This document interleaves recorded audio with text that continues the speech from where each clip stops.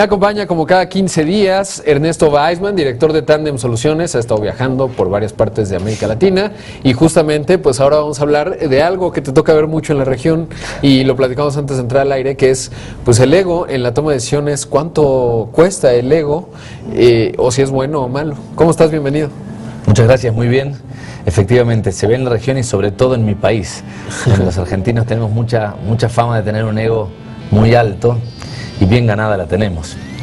La verdad es que el ego en la toma de decisiones impacta y muchísimo. En aquellas compañías donde el ego está muy presente, dicen los expertos, se lleva un porcentaje de casi el 15%, como en una línea invisible que va por antes del EBITDA, o sea, de los resultados finales hay un 15% que se pierde en reuniones con falta de confianza, en gente que no se escucha, en opiniones dichas de manera que no generan efecto, todo fruto del ego, incluso decisiones mal tomadas por no validar sus creencias, por creer que uno sabe todo y entonces no escucha a otros, o en grupos incluso entre todos se refuerzan esa creencia y terminan en malos resultados.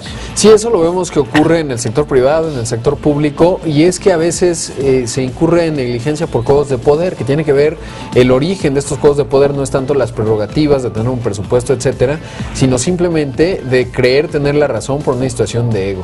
Y a veces incluso se alcanzan a dar cuenta algunos ejecutivos, algunos líderes, de que la decisión está mal tomada, pero pues el ego les impide reconocer el error. Sí, absolutamente, es tal como lo dices. Incluso la tragedia del Challenger hace ya más de 20 o 30 años, han dicho ellos que los errores que había en la nave se podrían haber evitado si no hubiera sido por su ego, porque en algún punto ellos no querían reconocer ese error, ¿no? Es mucho más fácil escuchar las voces lindas, escuchar las visiones que confirman nuestras creencias, que escuchar aquellas que juegan en contra. Y entonces cuando el ego es muy alto, uno no escucha a otros, y el costo principal del ego en abundancia, y entendido ego como autoestima, ¿cierto? Cuando alguien se quiere más de la cuenta, no escucha a un tercero y esto puede ser muy malo. Pero por otro lado, cuando el ego es muy bajo, digamos, cuando nos corremos para el otro lado y entonces no nos queremos nada, vamos a decirlo de manera sencilla, o no creemos que nuestra opinión sea válida y preferimos la de un tercero, eso también es malo para las decisiones. Claro, y ahí me recuerdas, ahora que tú hablabas justamente del carácter argentino, en donde el ego a veces abunda, por lo menos a mí algunos ejecutivos me han contado que lo que le hace falta a México es un poco de ego, es decir, creerse un poco la historia de que el país tiene potencial y puede salir adelante, que sería pues justamente el otro extremo en cuanto al sentir nacional, que se puede percibir a veces. Sí, no sabría, no podría afirmarlo, pero lo que sí es seguro es que cuando el ego no está en equilibrio, ya sea por abundancia o por escasez, uno decide peor y además es visto peor por el resto. O sea, alguien con mucho ego en una reunión, en una junta, la gente lo bloquea.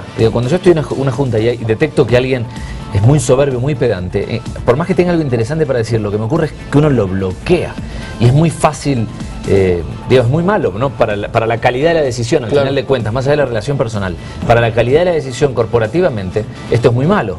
Y existen muchas empresas en las cuales esto está muy instalado en la cultura, donde, tal como decías, el poder, la política de pasillos, digamos, cuál es el rango de quien habla, es muy fuerte. Entonces si alguien con 3 niveles más arriba que uno dice algo, por más que yo crea que esté equivocado, no se lo voy a decir por si acaso, y él tampoco me hubiera escuchado si se lo hubiera querido decir, etcétera, digamos. Y esto hace que el final de cuentas tenga este costo que mencionaba.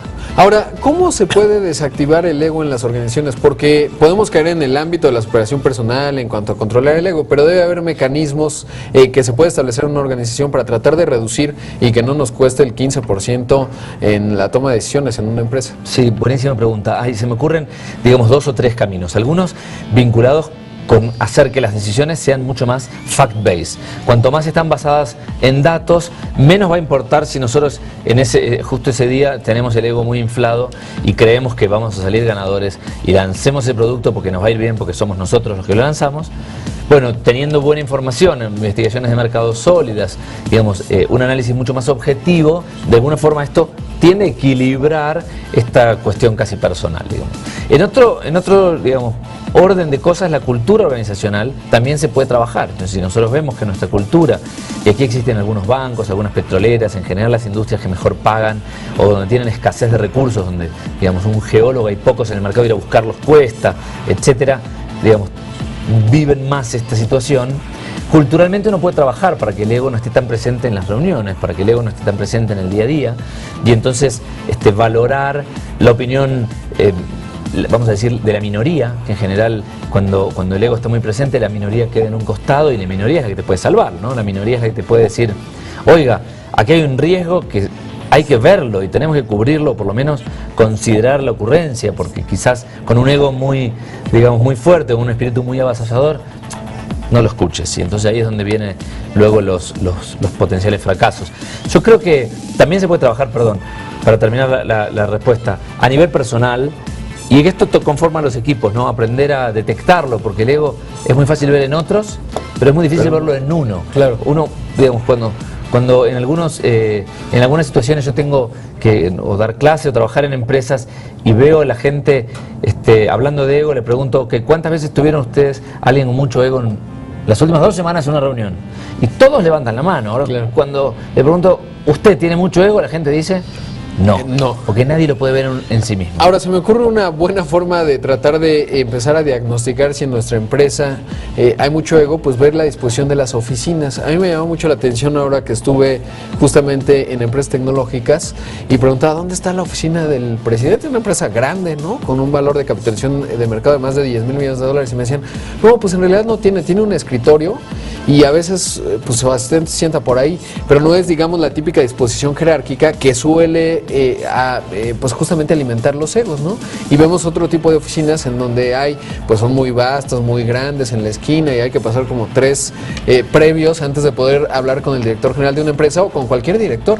Y eso quizás pues nos da un buen indicativo de qué tanto el ego juega pues dentro de una organización.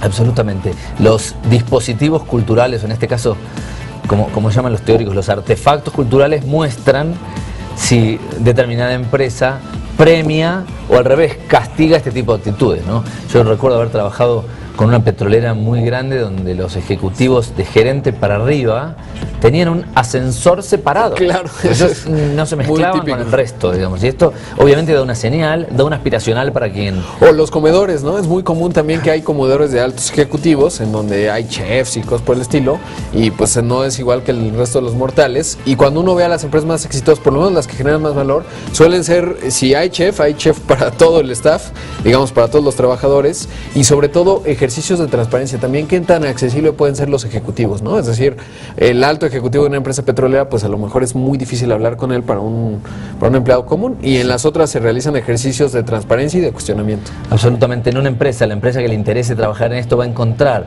en la política de puertas abiertas, en políticas de salud iguales para todos, no es que tengan distinto plan de salud los ejecutivos más senior que los menos, etcétera, y en un montón de herramientas, formas de poder darle a la gente, a sus equipos, la tranquilidad de que todos somos iguales, tu opinión es tan escuchada como la opinión del CEO, que quizás tenga una agenda más difícil, entonces obvio no vas a poder estar conversando en el café todo el día con él, pero si querés hablar con él vas a poder y te va a escuchar y va a escuchar tu idea. No hay ninguna Por supuesto. Es realmente interesante esto que planteas, el ego como un pasivo, diría, es decir, como un elemento negativo que tiene un costo significativo y que pocas veces se aborda como una óptica específica de un costo pues que están incurriendo muchas empresas en el mundo. Sí, absolutamente, es algo que todavía es medio invisible, la teoría, digamos, no hay tantos libros hablando de esto. Funciona como un pasivo cuando está mal manejado, pero también puede funcionar como un activo, claro, cuando está bien manejado, porque el ego en equilibrio implica humildad, implica poder aprender, animarse a pensar que uno no tiene todas las respuestas, sino poder escuchar de terceros, implica sabiduría para reconocer los errores. Aquellas empresas que pueden reconocer los errores y aprender de ellos les va mejor que aquellas que no. Claro, y donde es un activo sin duda está vinculado a la trascendencia, ¿no? Es decir, la posibilidad de que un equipo considere que puede trascender en el ámbito de la empresa y por supuesto en la creación de valor, justamente pues hay un ego, es decir, somos un gran equipo y por eso generamos valor. Y creo que esa es otra de las componentes exitosos que se pueden observar en las empresas que crecen mucho. Ernesto, como siempre, muchísimas gracias. Es un tema interesantísimo del ego para pensar y reflexionar justamente en un mundo corporativo que a veces habla poco de él, pero que está tan presente en todas las juntas y en todos los ámbitos de muchas empresas. Gracias a ti, un placer como siempre. Te invitamos a seguir cuestionando la información con los siguientes videos.